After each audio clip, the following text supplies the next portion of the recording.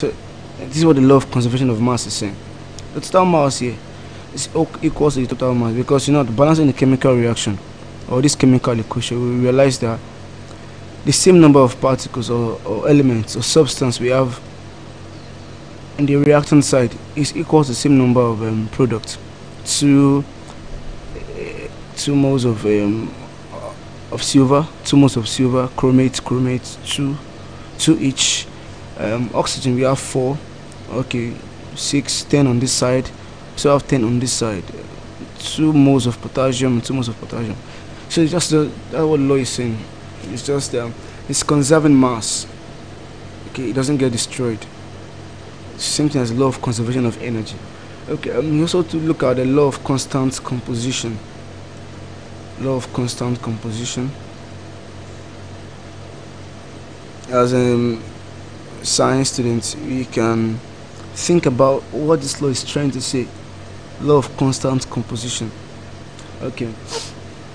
All samples of a compound have the same composition, the same proportions by mass of the constituent elements. Of all compounds, all samples of a compound have the same composition, the same proportions by mass of the constituent elements. Like given a compound, let me see, water. Okay, all samples of this compound, water. We have water here. Constant composition. Even if we have, let me see, we have 5 grams. Okay, let me use liter.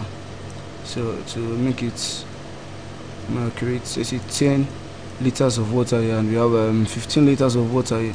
Okay, this is not talking about the mass. It's talking about the composition of the compound. So he's saying all samples of a compound, okay, have the same composition, the same proportions by mass of the constituent elements. Alright, we have 2 moles of water here. We have 1 mole of oxygen. 2 moles of water, 1 mole of oxygen. These compounds have the same elements. We have different volumes here, but their individual masses are the same thing. We have the molar mass of water is 2 grams per mole. So oxygen is 16 grams per mole. 1 mole of water. Yeah, it's the same thing here also. The same thing you find here. The same thing you find here. Okay, it's just constant composition. They don't change. They don't change. They're not like let me see, like gravity. When you leave the earth and you go to the moon, gravity changes, because gravity on the moon is much more lower than it's on earth. Okay, but yeah, it's different. These compounds have the same composition of elements. Okay, so we move on to Dalton's atomic theory. Dalton's atomic theory. This is most likely the simplest, one of the first theories we get to learn about atoms. Okay. In 1807, I don't give you history, but he published his own philosophy, which he called Dalton's modern atomic theory. Okay, and here we see a bit of the law of conservation of energy applied to atoms. Okay, because it's the atomic theory. He said matter is composed of tiny particles called atoms, which cannot be created nor destroyed. In other words, he's saying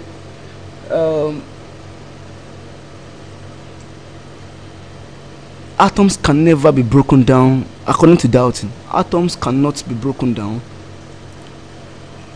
into simpler particles.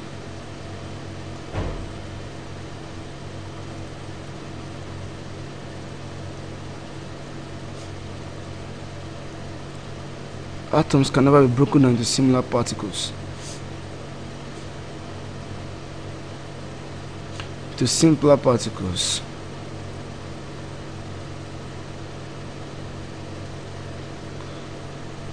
Or no, created. Atoms can never be created nor destroyed. Okay. what he's saying is you can't like atoms are just one whole substance or one whole particle. We don't have subatomic particles. We don't have things that can be atoms can be taken from, or things that can make up atoms. Atoms can neither be created nor destroyed, because he said atoms are the tiniest particles you ever find, according to Dalton. So it's just trying to give us that illustration of the law of conservation of energy, which applied to atoms. And he said all atoms of the same element are identical. Of course, let me give you this before we go to the second theory. I'll give you the theory, and I'll give you the limit, the what's disproved that theory. Okay, when you go to nuclear chemistry, you realize that you can break down atoms of elements through nuclear energy. We also realize we have in atoms we have protons, we have neutrons, we have electrons. So this is null. Alright. A second theory: atoms of the same elements are identical. Atoms of the same elements are identical. Each atom of a given element has identical attributes. That is, they have the same mass and the same chemical properties. They differ from the atoms of other elements. Okay, atoms of a given chemical element are identical. Okay, here is this. All atoms of the same elements are identical.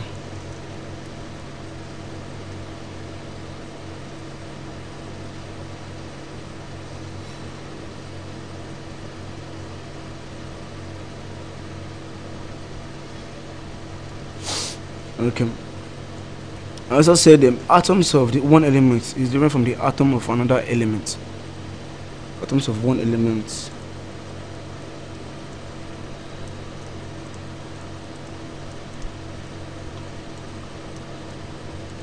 atoms of one element. You see, as yes, we have sodium, we have potassium. What is saying that the atoms in sodium can never be the same thing as atoms of potassium. Okay, and this one is saying all atoms that compose sodium are identical. They are all the same thing. You can't differentiate one from another. Okay, and we talk about what disproved Dalton's theory.